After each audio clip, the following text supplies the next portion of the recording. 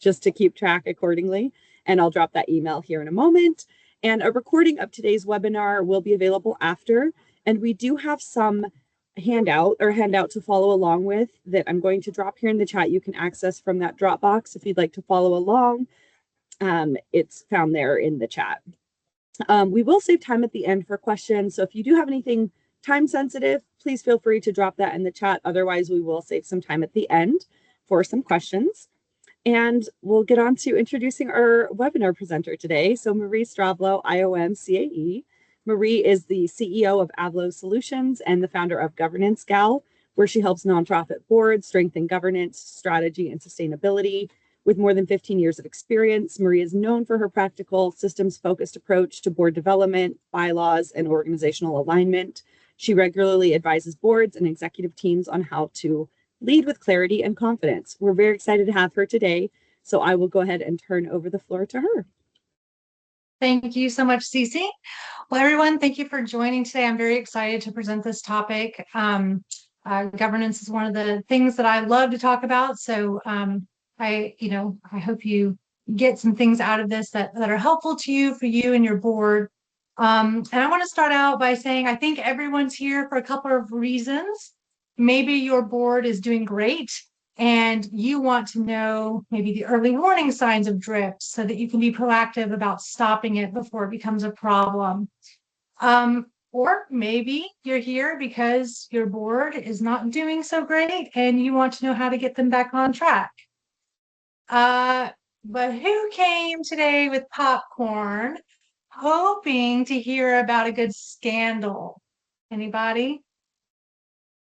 I don't see anybody raising their hand yet. Oh, somebody. Oh, Cece did. I'm sorry, Cece. Megan.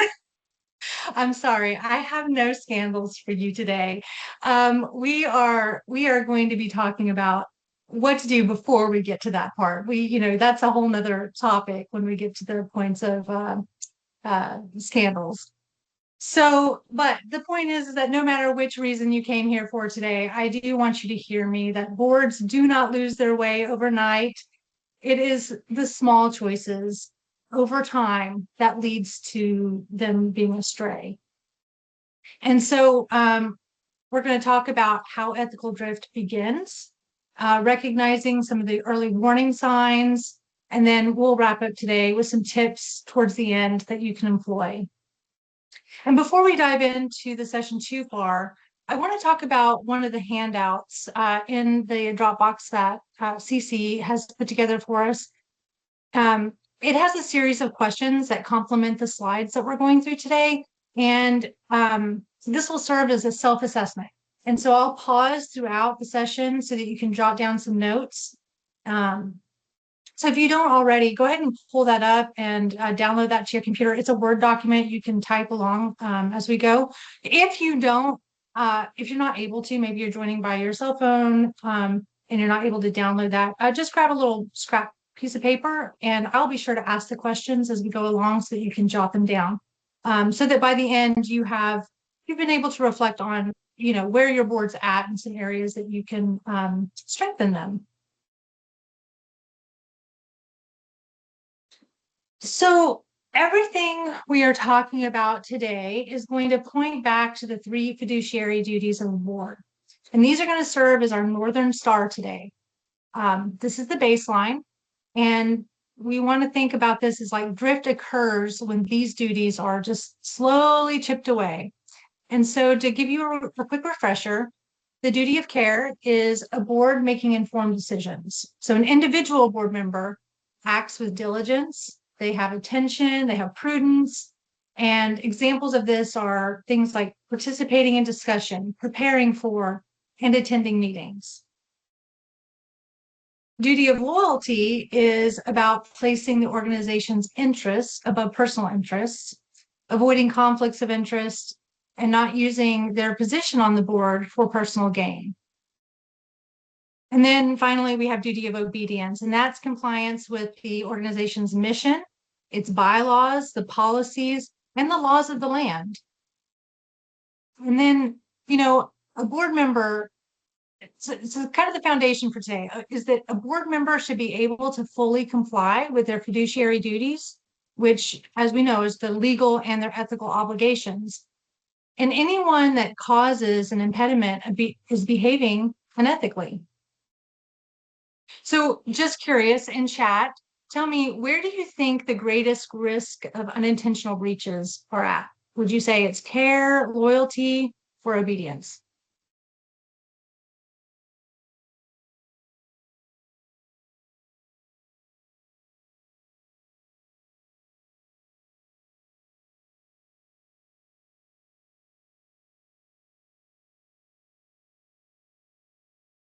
Hmm. So I'm seeing some loyalty in here. I see a lot of loyalty. I see some care. I don't know why this is jumping around on me. Um, yeah, it's loyalty and care. And I would agree with that. Obedience is your, yes, all three. Lauren, I agree. Those, they all can happen for sure. But I think to some degree, some of them can be easier to breach. I would say that your duty of care really, it has a lot to do with the the individual, and like making those decisions, like showing up to a board meeting, participating in discussion, et cetera, et cetera. And so um I think those are sometimes the easiest ones to breach. I think duty of loyalty is also up there. And I don't have any hard data on this. So this is anecdotal, but you can feel it. You're in your board meetings and you can feel where that is. And I think it's different for every organization, which ones are, you know, being encroached upon the most. All right, so I didn't mark this question on your worksheet, but go ahead and write in the corner where you think that your board struggles the most. Is it care? Is it loyalty? Is it obedience?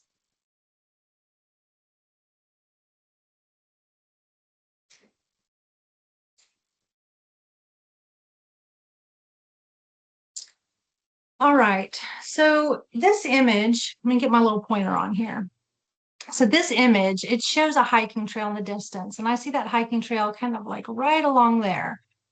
And then we can see that there's like a small trail right here. It's been trampled down. We see some trees down, and there's a rough patch that has been created. And so how did this happen? Well, to be honest, I don't know how this happened because I used AI to generate this image. But bear with me, let's just speculate. Maybe someone took a shortcut. Maybe they were under pressure trying to escape something. A bear? I don't know. Um, Maybe they had a personal reason, like trying to get to a quiet stream for lunch. But no matter what the case, one person stepped off the trail. Now there's a new path, and the chances are others are going to follow it. And so what started as one decision becomes a new norm. Now, in hiking, that's a problem. And there's a core principle that, hikers and other nature loving people follow. Anyone in here want to share what that is? Anybody who's a nature lover know what that is?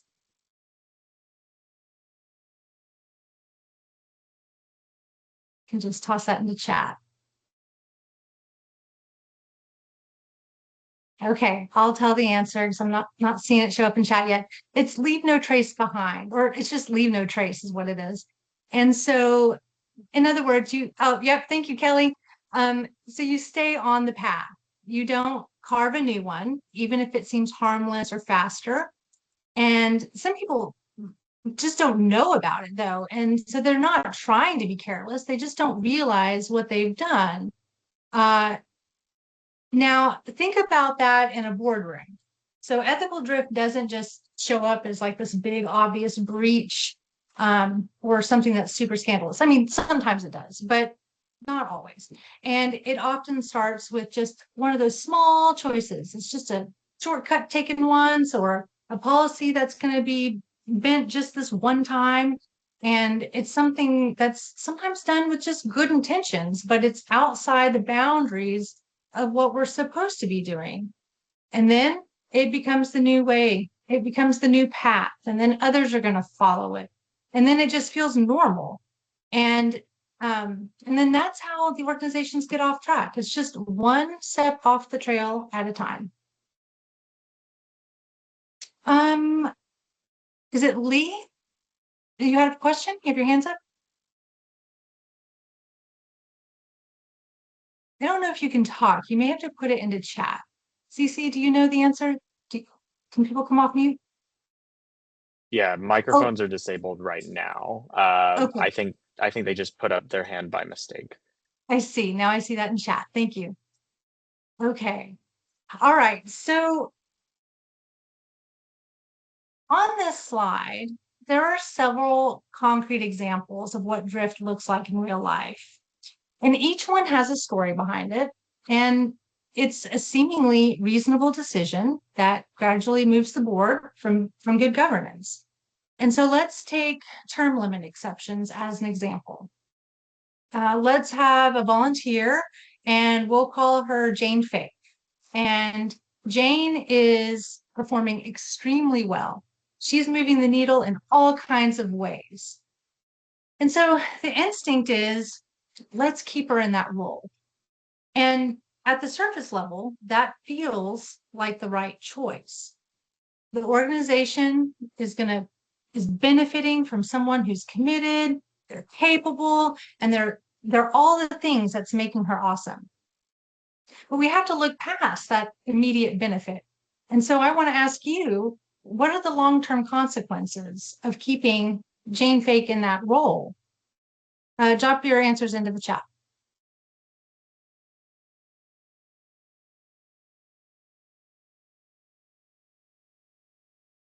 She'll get bored and leave. That's a problem. Yes.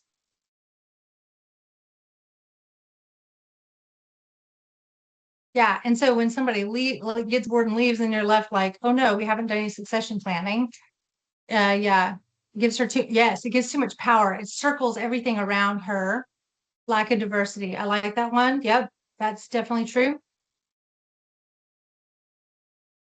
Yeah. And failure to cultivate new leaders, mentoring. Yep. Yep. It does encourage new people to join. Those are all absolutely right. That's absolutely right. And so then the question is like, well, yeah, it's all those things. Oh yeah, it sets a precedent. That's really great.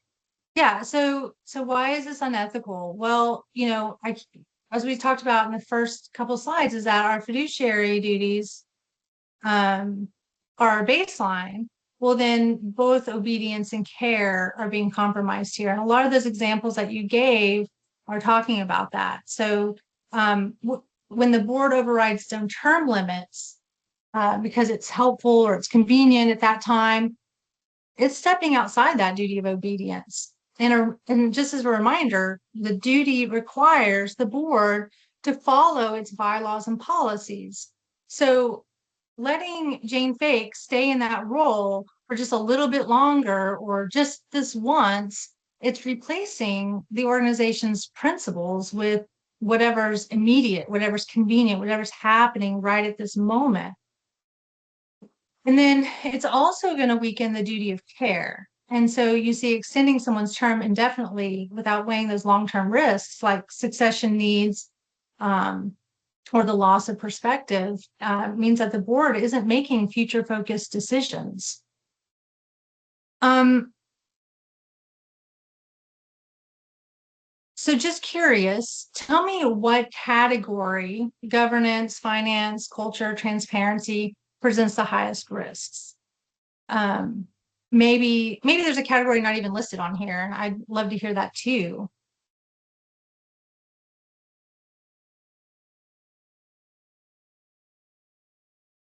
Transparency, culture,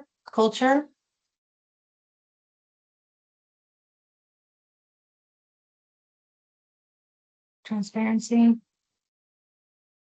Yeah, I don't think there's a right or wrong answer here, but if it were me, I would pick culture just because, that can take time before anyone says out loud, like, well, we didn't used to operate like this. It's just like this slow fade over time. And then you're like, I don't even recognize what we're doing anymore.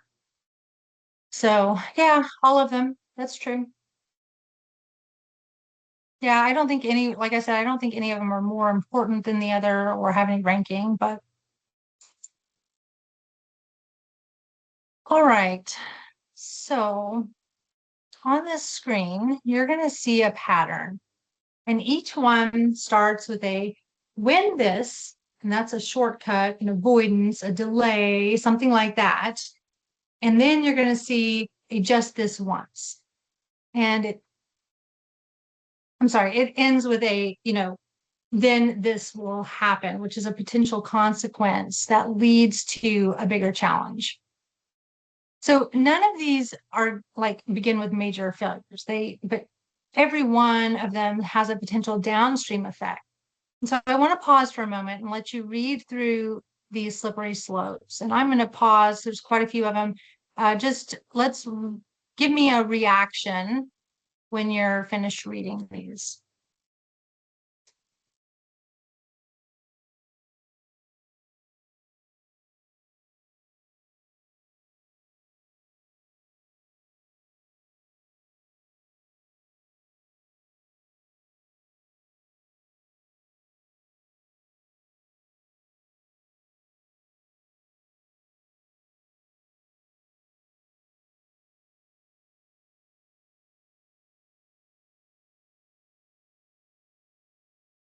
Hmm. Thank you, Mary. She says that these are consequences of little slips over time. Yeah.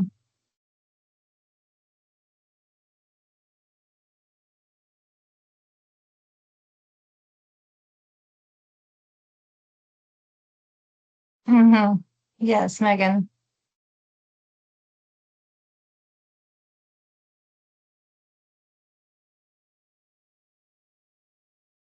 All right. I'm starting to see some reactions coming through. So I'm going to scoot on forward a little bit. So you can see that these are just slippery slopes in action. And then the drift, it just doesn't really announce itself. It's not glaringly unethical. It's just going to happen quietly over time, and it reshapes the culture. And then eventually the board's off their path. And every time one of these small exceptions, like I've said before, they become the new normal. It sets the precedent. And then the thing is that precedent becomes expectation. And then the expectation becomes the culture. And so that's why, these small choices matter more than they appear to be. And then you'll also notice that several of these aren't just about ethics. They're about role clarity, um, and when the board approves things that they haven't read or they slide into the operational weeds, they start drifting out of their governance role. And then I think one more thing to pay attention to about this is that most of these patterns aren't powered by, just human impulses. They're, avoiding, they are powered by, human impulses. They're avoiding conflicts. They're trusting relationships. They're wanting to be efficient or helpful. And none of these are just ill-intentioned. So let's see, I've got a few comments. Let me see what we got here. I've some, yeah, it is worrisome. In the weeds, yep. Drifts, yes, yeah, that's a good one, Bob. Drifts away from the strategic plan. Yeah. So, what two fiduciary duties are we concerned with in these scenarios? You can put them in chat.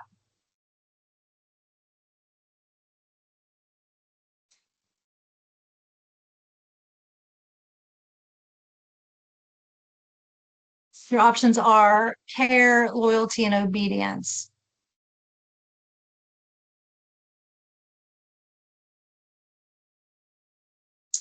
All right, so it's going to be all of them are care, except for the one about the strategic plan, and that's going to be loyalty. So loyalty has to do with, well, I'm sorry. It is, oh, let's see, it is loyalty because hold on, I got to get my other screen because I can't read the one on here. Just a second. It's the one about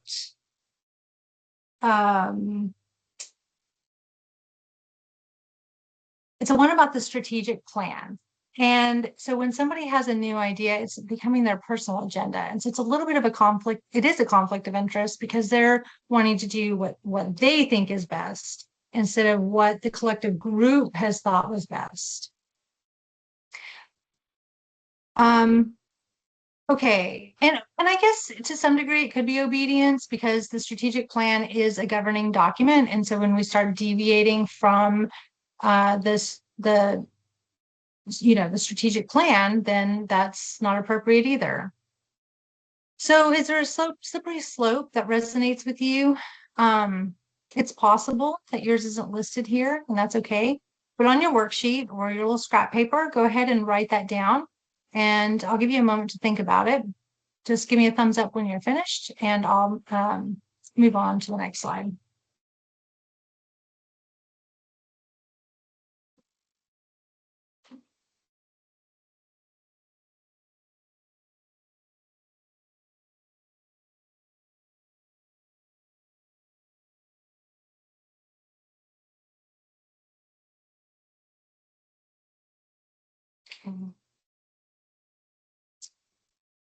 Okay, I'm starting to see some reactions come through. So let's talk about how this all comes to be. What are some of the root causes?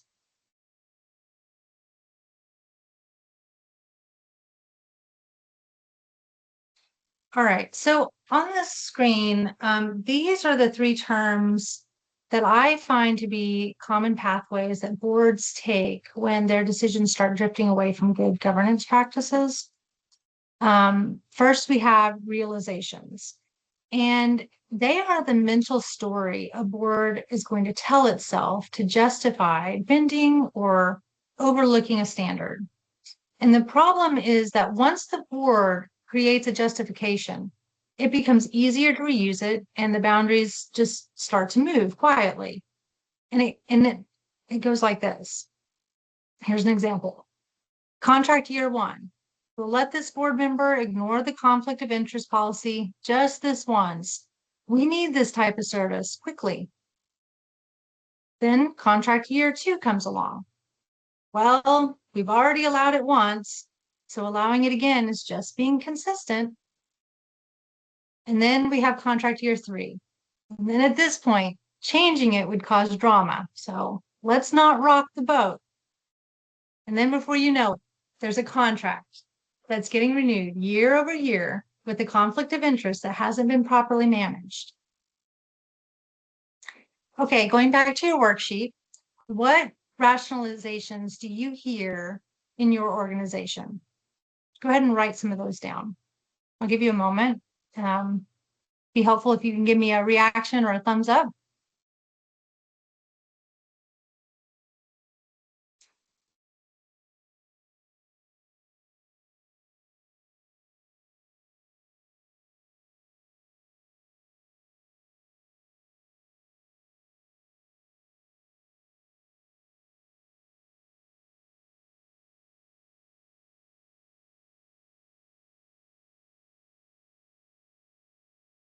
Mm-hmm. Yep, exactly. That's a good one. We're just too small. We have to make do with what doing XYZ. We don't need to meet on schedule because we'll have more to talk about if we push the meeting until whatever date. Yeah. Those are very good examples. Thank you. Okay, so next up is expediency. And this is when the board decides that the established processes are just too slow or too inconvenient or too whatever. And it's the belief that skipping a step is just, it's harmless. And the thing is that the policies and procedures provide the guardrails. And when those aren't relied on, the organization becomes dependent on just ad hoc activity. And so an example of that and what it sounds like is we don't have time for all those steps. Just get it done. Or this policy says fill in the blank. but let's skip that this time. Or we'll fix the paperwork later. Just get this done right now. And so going back to your worksheet, what does expedience sound like in your organization?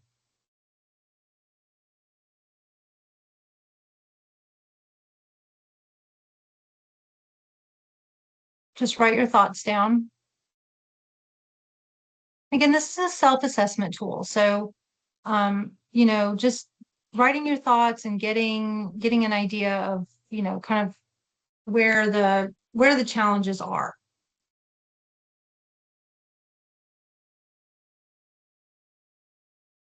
Yeah, I didn't have time to review the packet. Too much going on. Oh, yeah, that one's a tough one because part of going to a board meeting is being informed, and board packets have so much information in them. And yeah, it can sidetrack conversations, and because you're having to fill people in on what they didn't read and spend valuable meeting time on those things. Or they just don't know and they unfortunately vote on things that they just didn't know about.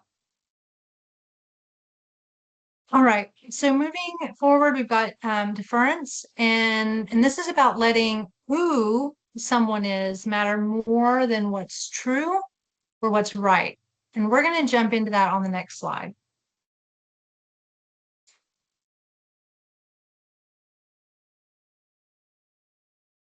All right, so power dynamics, they're not always loud.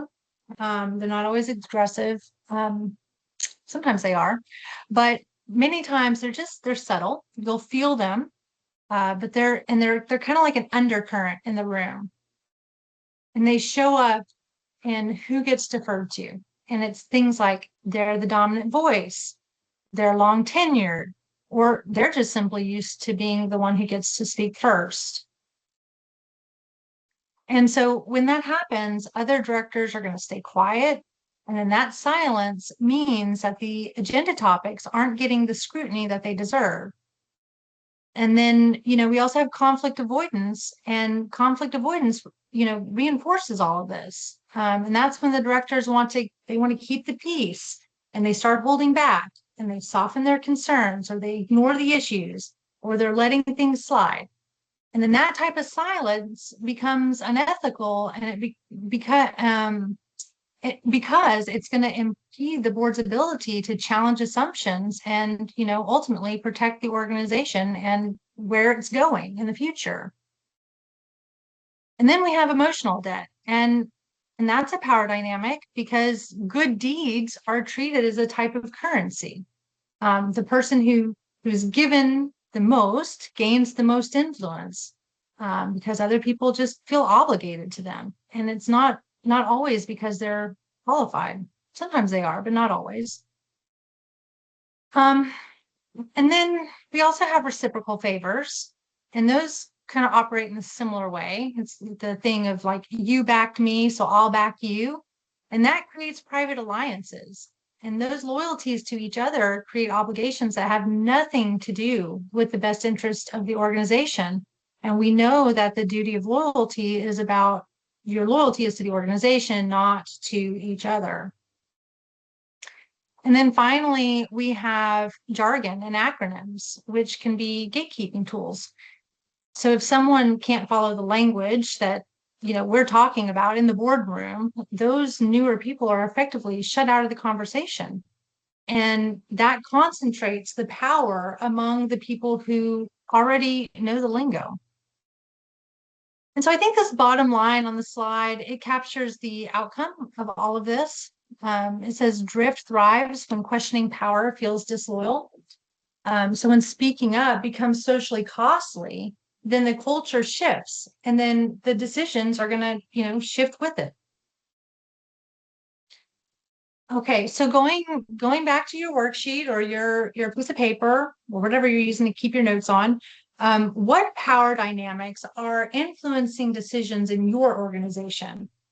And what are the consequences you've observed?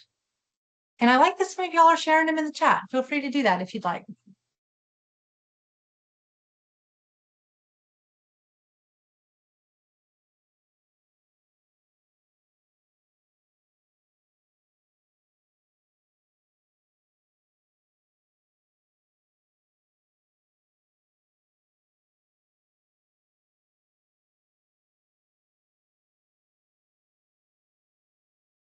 Mm-hmm.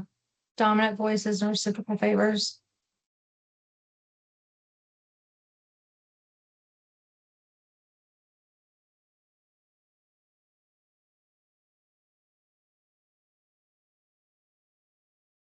Chair-elect positions, one person thought they could.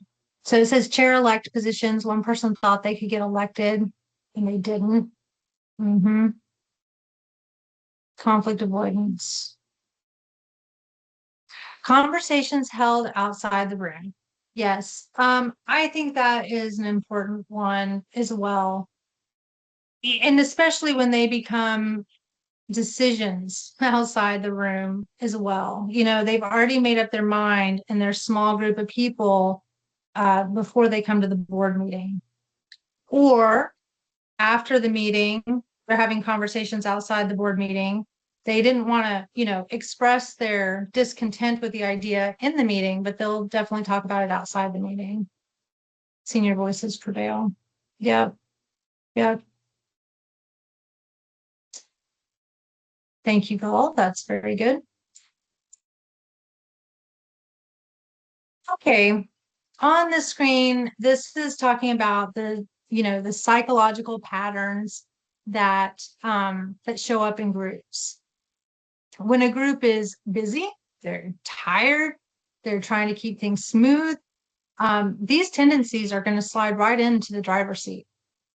And then, so up first, we have diffusion of responsibility.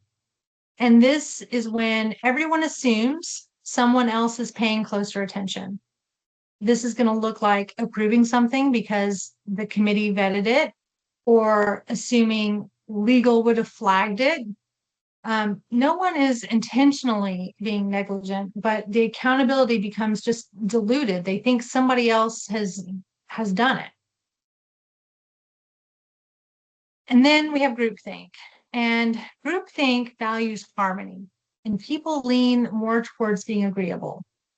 And so once a strong or highly respected voice, or maybe a couple of voices, are going to signal we're going in this direction, then members just start reading the room and they fall in line. And it's not necessarily because they agree, it's because challenging the situation feels uncomfortable. Nobody wants to be labeled as the difficult one or the one who overcomplicates things. And then we have incrementalism, and that makes it easy to justify the small steps away from good practice because each step just feels like a little tiny baby step. So, for example, let's say a board starts approving something minor by email because everyone is busy. It goes smoothly. So the next time it comes up, well, let's try the email vote again. And then soon, email approvals become normal. And they become so normal that even for decisions that should be debated, they continue to use the email votes. And remember, deliberation is part of duty of care. Next, we have moral licensing, and it shows up as we've done so much good. We can relax the rules this time. And so, for example, it's like, let's not hassle the volunteers about turning in their receipts. They're busy and they did so much for us at that event, whatever it was. Confirmation bias is when someone only looks at information that supports the direction they want to go in. So let's talk about Jane Fake again, our star volunteer. And she's been moving the needle in a lot of ways, except for this one. She believes deep down that this program that she's created is indispensable. And so confirmation bias is going to kick in, and suddenly every tiny piece of information seems to prove that the program is essential. You know, someone's going to present week attendance numbers, and she's going to explain it away as an anomaly. And a survey shows members don't value it. And she's going to zero in on those one or two people who just loved it. Or how about there's the finance report and it's showing we're losing money. Well, she's going to highlight that 1 year that it broke even. And that's what confirmation bias looks like. Okay, so then we have outcome bias, and that means if decisions turn out fine, we assume that it was a good decision, even if the process was flawed. So the good outcomes are going to validate the bad habits or processes. So for example, a board approves a rushed partnership without fully reviewing the contract. Nothing is going to go wrong. Nothing does go wrong. And the partnership ends up being successful. So because the outcome was positive, the board concludes that the process was sound. And the next time the decision comes up, they repeat that same flawed contracting process and they assume it's going to work out again. That's to be determined. All right. And then finally, we have overconfidence. And this is when a board has a false sense of certainty and they assume that they can't possibly miss something important. And it replaces curiosity and it dismisses expertise. So, for example, an organization decides to update its policy manual. The board members insist they know good policies and what they look like because they've served on many boards. And so they form a volunteer committee and they revise the manual using samples from peer organizations, and they don't run it through legal or any governance expertise. And so the board adopts it unanimously, and it works okay until a situation arises that exposes the contradictions in their documents. Maybe it's a contradiction between their bylaws and their policies. So only then do they learn that the manual they relied on, you know, had outdated samples, or like I said, it was contradicting to their bylaws and policies. So as we've talked about with everything here, none of this starts out with bad intent, but in this case, it was just like overconfidence, too sure of themselves. So let's go back to our worksheet. What types of psychology are creating drift for your organization? And I'd love it if you'd also wouldn't mind sharing in the chat. And also, is there another type of psychology that I don't have listed here that you think is happening in your board?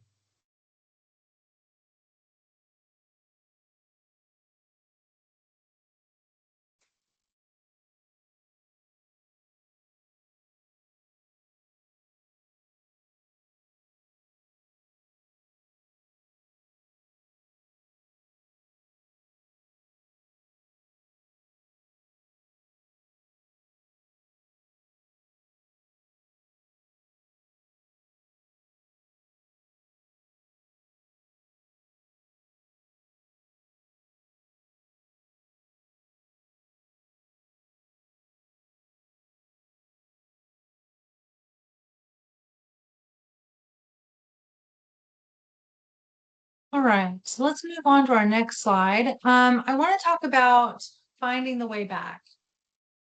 So hang on, I think I have one more question on here. Let me check my notes here. Just 1 second. Oh, we have a counterpoint.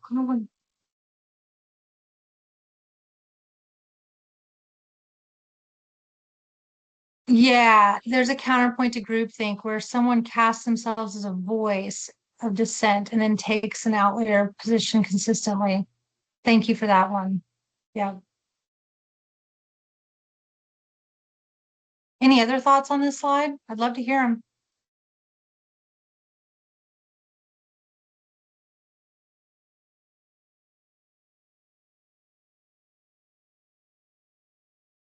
Okay, so we're going to start moving into how to solve for drift. So take a moment to look over your worksheet and identify what the single biggest challenge is facing your board right now. We've talked about a lot today, and maybe there are a couple of things that are, you know, that have surfaced, but find that one thing that you would like to tackle.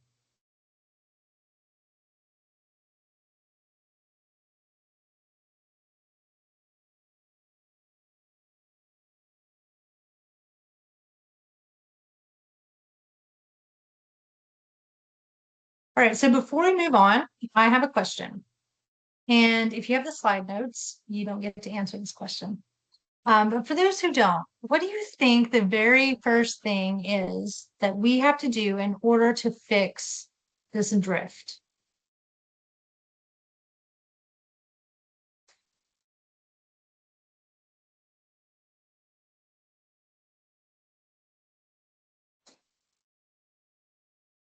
Right. Buy-in from the board leaders. Yes, yes. Yeah, I think acknowledging the drift is first thing. And I think acknowledgement for the board leaders is part of that, right? Because if they're not going to be honest and transparent and with themselves, then you can't you can't fix something that you won't admit is broken. I'll also add that that vigilance and awareness is key too. Also finding, just in general, like overall, because for so many boards, they have people who roll off and new members who join the board every year or so. And so this personality shift can change the board dynamic. So being aware of those shifts, I think, is also important. I don't think it's the first thing, but it's just kind of like a warning, kind of like, oh, I'm gonna keep my pulse on this because we've got new people, we've got old people, not old people, we have tenured people rolling off and we have newer people coming onto the board. And so it's going to change the culture a little bit. And so watching for that. And then on the next slides, I have some tips and ideas to share with you to help with many of these things that we've talked about today. All right, so we talked about how the first thing you have to do is acknowledge it, and acknowledge that there's a problem. So you can't change it until you put some light on it. And then next, you're going to want to bring the focus back to your mission, your vision, your values, and your fiduciary duties. And this will reset the decision-making standards. And so throughout much of this presentation, I've helped to draw those lines between scenarios and then also what the legal duties are. And so I hope this will be helpful in your conversations because that kind of sets the baseline of where we operate. I would also say reinstate or create your policies and procedures because, drift happens when there's ambiguity. And so structure helps bring everyone back to the same page and it puts the expectations into, black and white right on a piece of paper for you. And then sometimes it's helpful to just have an honest look at your culture and facilitating conversations and discussions with your board, like, what do we tolerate now that we wouldn't have tolerated 5 years ago? And that will help with accountability and some self-reflection. And then when directors ask those tough questions or they name risks or challenge assumptions, be sure to show appreciation to them because that's how you're going to help rebuild your culture where candor is a normal activity and oversight is shared among the entire board because we don't want oversight just to be avoided. Okay, so formal board assessments are going to help you see where your board is strong and where it's slipping. And then education, I believe in this so much. Education is going to play such a major role too. So remember at the very beginning of the session, we talked about that hiking trail and how some people just may not know about leave no trace. Well, it's the same thing here. It's unlikely that you have a full board of people who know everything about associations or chambers best practices. They may not know how to read financial reports or what should or should not be included in your minutes, managing conflicts of interest, risk management, or what it means to truly live out the duty of care, all those things and more. So the point is that the more informed your directors are, the less opportunity there is for them to get off path. And then finally, I would say don't hesitate to bring in experts, consultants, attorneys, auditors.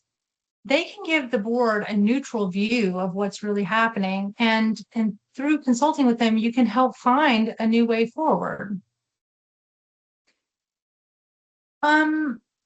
Okay, so let's go back to your worksheet and thinking about that one thing that you circled.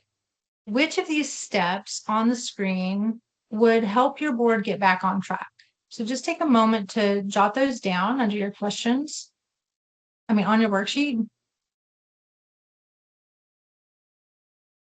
And feel free to share anything in the chat.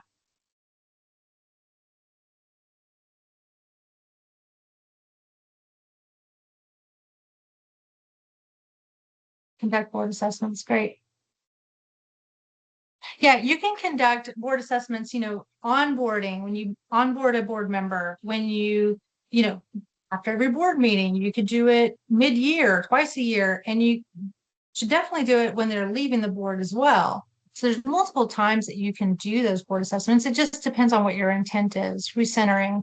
Yep, love that. Show appreciation of tough questions. Yes, that's a good one. Acknowledging it. I was going to ask, everyone wrote down acknowledge, right? It should have been at least everybody should have wrote that one down.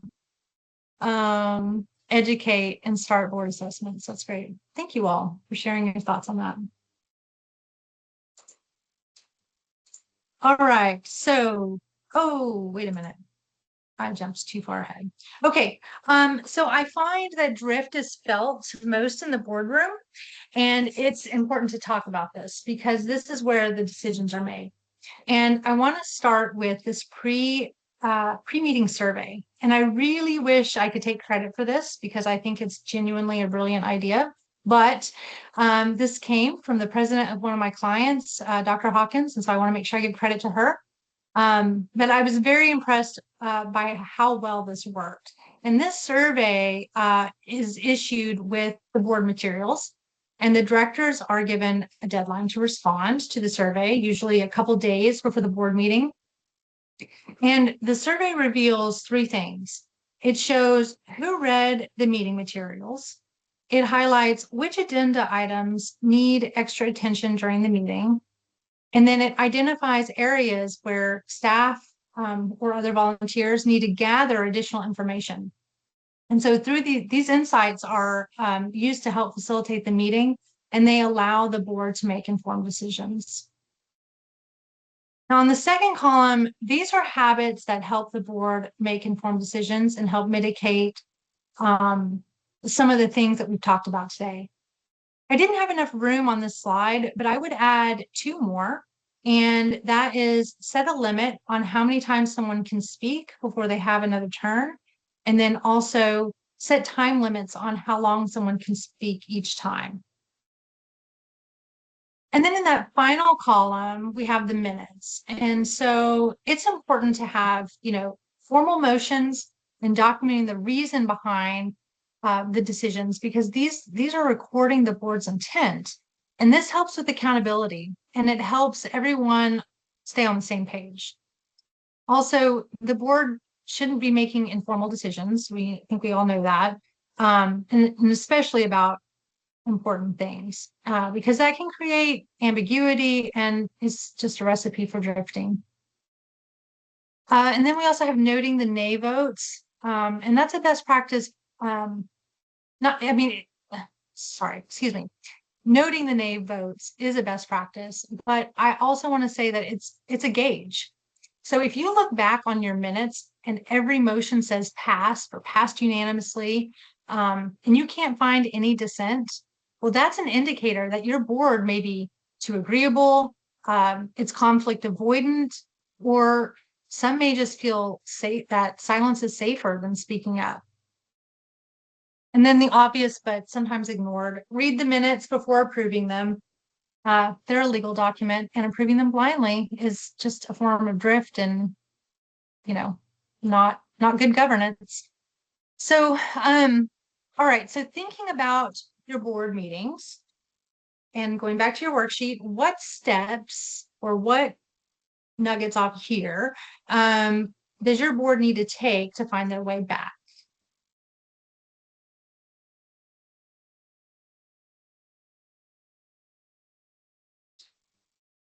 is there anything on here that you would want to add to my lists? Educate and start assessments. What is my opinion about board members abstaining from important votes? That's a good question. I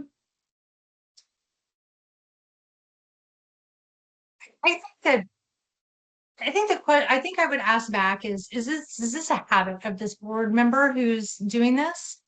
So are they just avoiding? And if that's not the case, if it's just like a one-off, I would rather someone abstain than to make a decision that they don't feel comfortable making a decision about.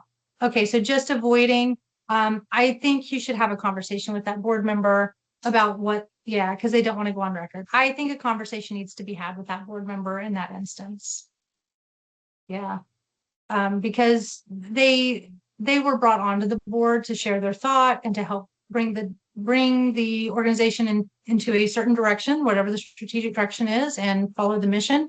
And that's part of their responsibility. So avoiding is not something we should be doing.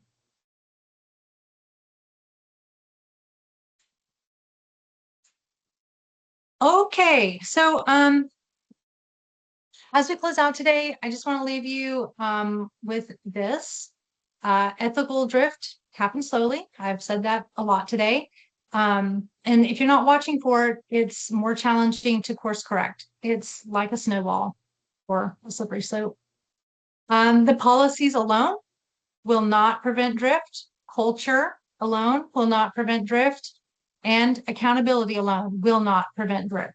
It's a combination of these three that are going to help the board stay on the right path and help protect the organization. And finally, it is possible to get back on track, but put first things first and identify what's wrong. Well, it has been an absolute pleasure interacting with you all on the chat. And I just want to pause for a second and take any questions that you might have. And also, I see CC's come on screen, so she might have some comments for us. No, just wanted to give a chance for anybody who has questions. And thank you so much. I'll give everyone just a minute, but thank you again for joining us today. I've learned a lot. I've been taking notes, and I hope that everyone that's joined us on the call today has also had has taken things from it. I'm seeing here in the chat some wonderful information. Thank you. And just as a reminder for anybody that did join us late, if you were on today's call, you are able to request a certificate for CAE or CCE credit if you email us at the IOM inbox, so iom@uschamber.com. If anybody else has questions, wanted to give you just one more opportunity to ask Marie. She's a wealth of knowledge, and truly, thank you for sharing everything today. It's been lovely. I think we've got a quiet crowd, but feel free to reach out to her. And again, Marie, thank you so much for joining us today. Thanks for having me. This was wonderful. Thank you. Take care, everyone.